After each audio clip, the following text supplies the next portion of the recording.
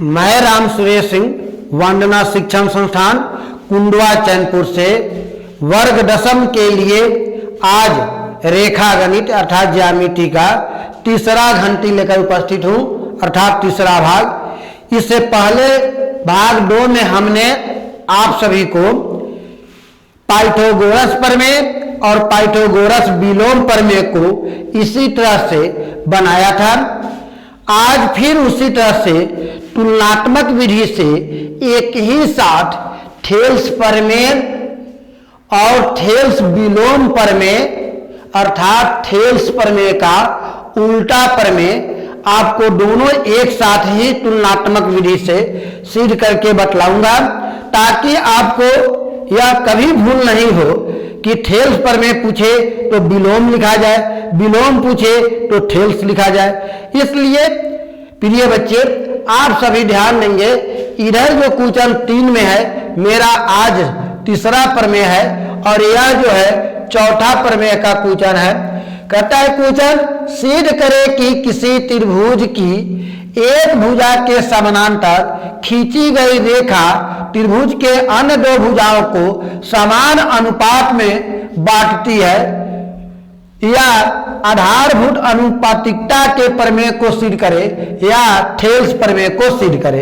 इस तरह से 3 प्रकार से इस क्वेश्चन को पूछ सकता है। यहाँ हमारा क्वेश्चन है सिद्ध करे कि यदि एक त्रिभुज के एक रेखा किसी त्रिभुज के 2 भुजाओं को एक ही अनुपात में विभाजित करती है तो वह तीसरी भुजा के समानांतर होती है, या थेल्स विलोम प्रमेय को सिद्ध करे। इसका उल्टा है, जैसे मैंने उस दिन भाग 2 में पढ़ाया पाइथागोरस और पाइथागोरस विलोम के प्रमेय, उसी तरह से यह है थेल्स और थेल्स के विलोम। तो प्रिय बच्चे क्वेश्चन से ही हम आंसर भरेंगे। सिद्ध करे कि किसी त्रिभुज की, एक त्रिभुज बनाएंगे, नामकरण करेंगे ABC, सिद्ध करे कि किसी त्रिभुज की एक भुजा के समानांतर, इस भुजा के समानांतर हमने एक रेखा D और E बना दिया। समानांतर खींची गई रेखा अन्य दो भुजा कौन हो गया? AB और AC हो गया, को समान अनुपात में बांटती है। इसी को लिखेंगे प्रिय बच्चे, माना ABC एक त्रिभुज है जिसमें दिया है, क्या दिया हुआ है? तो BC समानांतर DE, यानी BC समानांतर DE। तो सिद्ध करना है कि, क्या सिद्ध करना है? अन्य दो भुजाओं को समान अनुपात में बांटती है, इतना बटा इतना, यानी AD बटा BD बराबर AE बटा EC। यही हमको लाना है प्रिय बच्चे, AD बटा BD AE बटा EC, यही उत्तरमाला होता है जो लास्ट में लाना पड़ता है। अब रचना बतलाए थे कि प्रत्येक प्रमेय में रचना अपनी दिमाग की उपज होती है, जो आपको याद रखना होगा। तो हम यहां जो है D से DP और E से EQ लंब डाल दिया। लिखेंगे D से DP लंब AC पर, यानी D से DP लंब पूरा AC पर, और E से EQ लंब AB पर डाला एवं बी को ई से तथा सी को डी से मिला दिया। इस तरह से रचना हमारा हुआ, डी से डीपी लंब एसी पर, ई से ईक्यू लंब एबी पर, और बी को ई से मिला दिया और डी को सी से या सी को डी से मिला दिया। अब परमाणु चलेंगे इसी तरह से प्रिय बच्चे। अब इधर हम देखेंगे, इसमें जो दिया है उसमें सीड करना होगा, इसमें जो सीड करना है उसमें दिया हुआ होगा। अब हम प्रश्न पढ़ के आगे बनाएंगे। देखिए, सीड करे कि यदि एक रेखा किसी त्रिभुज के दो भुजाओं को एक ही अनुपात में विभाजित करे, इस तरह से ए बी सी है, एक रेखा है, उसी तरह से डी ई है, तो लिखेंगे इसमें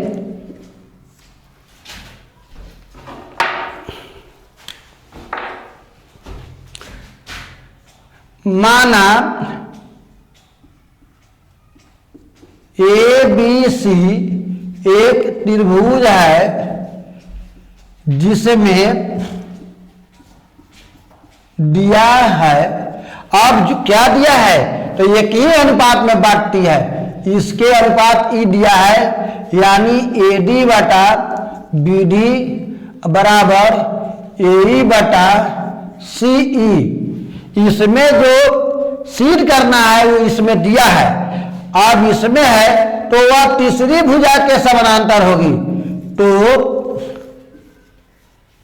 सीड करना है कि बीसी समानांतर डीई, बीसी समानांतर डी लाना है। इतना बटा इतना, इतना बटा इतना दिया है तो बीसी समानांतर डी लाना है। इसमें समानांतर दिया है तो अनुपात में लाना है। अब रचना में डी से बीसी समानांतर डीएल रेखा खींचा, इससे यहां पर इस तरह से हम लोग डीएल रेखा खींचेंगे। रचना इसमें भी होता है, रचना इसमें भी। अब परमाणु होगा, प्रत्येक प्रमेय में इसी तरह चलता है। पहले उत्पत्ति यानी परमाणु माना, उसके बाद दिया हुआ है, सीड करना है, रचना और परमाणु। अब परमाणु में प्रिय बच्चे त्रिभुज हमारा दिखाई दे रहा है ए डी पी तथा त्रिभुज डी ई बी या बी डी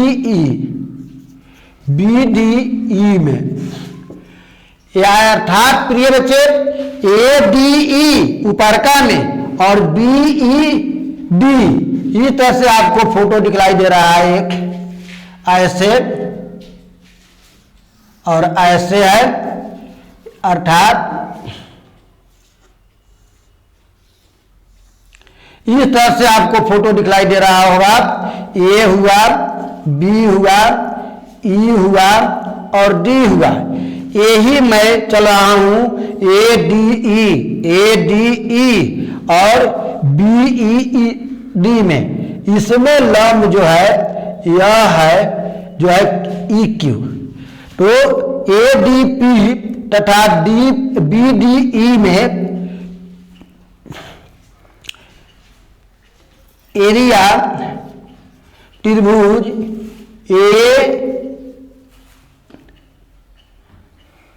यहां समरूपता से करेंगे, चूंकि त्रिभुज ए डी पी समरूप त्रिभुज डी बी डी ई, इसलिए एरिया त्रिभुज ए डी पी बटा एरिया त्रिभुज बी डी ई। तो त्रिभुज के क्षेत्रफल प्रिय बच्चा होता है कि 1/2 आधार बाई 1/2 आधार गुने शीर्ष लंब। प्रिय बच्चे आपको मालूम होगा कि त्रिभुज का क्षेत्रफल होता है 1/2 आधार गुने शीर्ष लंब। तो 1/2 और आधार इसका हो गया AD और शीर्ष लंब हो गया EQ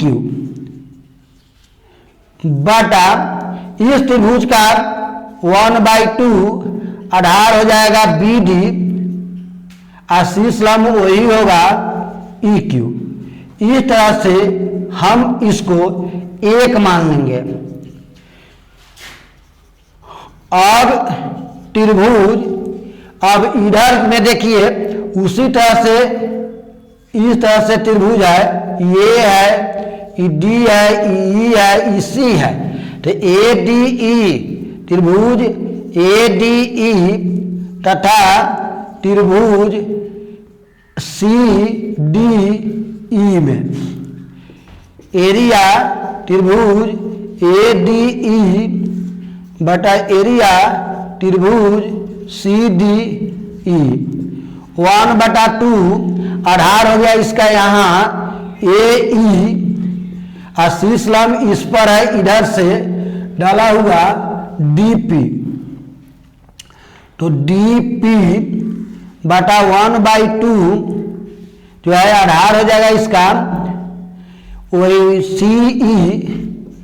CE आधार हो गया DP। ये समीकरण 2 होगा। प्रिय बच्चे इसी तरह से अब इधर हम चलेंगे तो यह त्रिभुज ADE यहाँ लिखेंगे, यहाँ दिया हुआ है यहाँ लिखेंगे चूंकि हमने रचना से BC समानांतर DL खींचा है तो लिखेंगे चूंकि BC समानांतर DL, इसलिए ठेल्स प्रमेय से अनुपातिक हो जाएगा AD बटा BD बराबर AL बटा LC। समीकरण 1 किंतु दिया है, यहाँ दिया है AD बटा BD बराबर AE बटा CE। समीकरण 2 1 बराबर 2 से AD बटा BD AL बटा LC AD बटा BD बराबर AE बटा CE। AD बटा BD कट जाएगा, AL LC बराबर AE बटा CE। प्रिय बच्चे जस्ट इसका उल्टा वहां चल रहा है, यानी पहले अभी हम रचना में BC समानांतर DL बनाए हैं तो यह इसके समानांतर होगा तो भुजा अनुपाती हो जाएगा ठेल्स प्रमेय से AD बटा BD हो जाएगा, AL बटा LC हो जाएगा। किंतु यहाँ दिया है AD बटा BD AE बटा CE तो इसको 2 मानेंगे, 1 और 2 बराबर करेंगे, AD बटा BD कट जाएगा, हमारा बचेगा AL बटा LC बराबर AE बटा EC। इस तरह से दोनों को हम आगे ले चलेंगे। अतः हम लिखेंगे यहाँ पर 1 बराबर 2 से। प्रिय बच्चे 1 में मेरा समीकरण आया था 1/2 आधार था AD गुना ऊंचाई था EQ बटा फिर आधार था BD 1/2 गुने ऊंचाई था वही EQ। इस समीकरण 1 से लिए यहाँ समीकरण 2 है 1/2 AE गुने DP 1/2 CE गुने DP। प्रिय बच्चे यहाँ DP कट जाएगा, 1/2 कट जाएगा, 1/2 कट जाएगा, EQ से EQ कट जाएगा, इधर बच गया AD बटा BD, इधर बच गया AE बटा CE। यही हमको लाना है AD बटा BD, AE बटा EC। यही हमारा थेल्स प्रमेय, थेल्स थ्योरम प्रूव्ड हो गया। अर्थात 1 और 2 बराबर करेंगे, कटने वाला जो भी है 1/2 कट जाएगा, EQ कट जाएगा, 1/2 कट जाएगा, DP से DP कट जाएगा। इधर बचेगा 1 AD बटा BD, इधर बचेगा AE बटा EC। जो हमको यही लाना है AD बटा BD बराबर AE बटा EC। फिर ये बच्चे इधर जो मेरा आया हुआ है इसमें लिखेंगे दोनों तरफ 1 जोड़ने पर, दोनों तरफ 1 जोड़ने पर, अब इसमें AL बटा LC प्लस 1 AE बटा CE प्लस 1। इसके नीचे 1 मानते हैं LC से LC कट गया, AL जोड़ 1 से LC तो हो जाएगा LC बराबर के जोड़ हो रहा है। इसके नीचे 1 मानेंगे CE से C कट गया, AE जोड़ इससे ही कट जाएगा CE। फिर ये बच्चे यहाँ देखिए अब AL जोड़ LC, एक हो जाएगा AC बटा LC। फिर देखिए AE जोड़ EC, एक ही हो जाएगा AC बटा CE। तिरछा गुना करेंगे हम, LC गुने AC बराबर AC गुने CE, इसलिए LC बराबर AC गुने CE बटा AC से AC कट गया, इसलिए LC बराबर मेरा बचेगा CE। फिर ये बच्चे ध्यान दीजिए, कह रहा है कि जितना बड़ा LC है उतना बड़ा CE है, अर्थात L में और E में कोई अंतर नहीं है। या तभी संभव होगा जब L बिंदु E पर होगा। फिर ये बच्चे जब L E पर आ जाएगा तो ये DL जो है D बराबर हो जाएगा, DL बराबर DE। चूंकि रचना हमारा यहाँ है BC बराबर D, BC समानांतर DL, तो चूंकि DL बराबर है DE, इसलिए BC समानांतर है DL बराबर DE है, DL हटाकर D दे देंगे। फिर ये बच्चे हमको यही लाना है, सिद्ध करना है BC समानांतर DE, यानी BC समानांतर DE। यही हमारा प्रूव्ड हो गया। फिर एक बार देखिए, इसमें अनुपातिक लाना है, इसमें अनुपातिक सिद्ध करना है जबकि समानांतर दिया है। इसमें अनुपातिक दिया है तो समानांतर सिद्ध करना है। यही जो है थेल्स विलोम प्रमेय वो हो गया। विलोम मतलब उल्टा, ये थेल्स प्रमेय हुआ। थेल्स प्रमेय का दूसरा नाम होता है आधारभूत अनुपातिकता प्रमेय। फिर ये बच्चे कभी कभी आपको पूछ दे आधारभूत अनुपातिकता प्रमेय को सिद्ध करे तो इसी को सिद्ध करना है, थेल्स प्रमेय को सिद्ध करे तो इसी को सिद्ध करना है, या सिद्ध करे कि किसी त्रिभुज के एक भुजा के समानांतर खींची गई रेखा अन्य दो भुजाओं को समान अनुपात में विभाजित करती है, अर्थात थेल्स प्रमेय को सिद्ध करना है। यहां कह रहा है सिद्ध करे कि यदि एक रेखा किसी त्रिभुज के दो भुजाओं को एक ही अनुपात में विभाजित करती है तो वह तीसरी भुजा के समानांतर होती है, यानी इसका उल्टा है, अर्थात थेल्स विलोम प्रमेय को सिद्ध करे, थेल्स के उल्टा प्रमेय को सिद्ध करे। इसमें BC समानांतर DE लाना है क्योंकि दिया हुआ इसमें AD बटा BD और AE बटा EC, तो इसमें हमको लाना है। और इसमें जो है ना हमको अनुपातिक दिया है तो समानांतर लाना है, यानी AD बटा BD AE बटा EC दिया है तो हमको जो है बीसी समानांतर डी दिया है, तो एडी बटा बीडी एई बटा ईसी लाना है।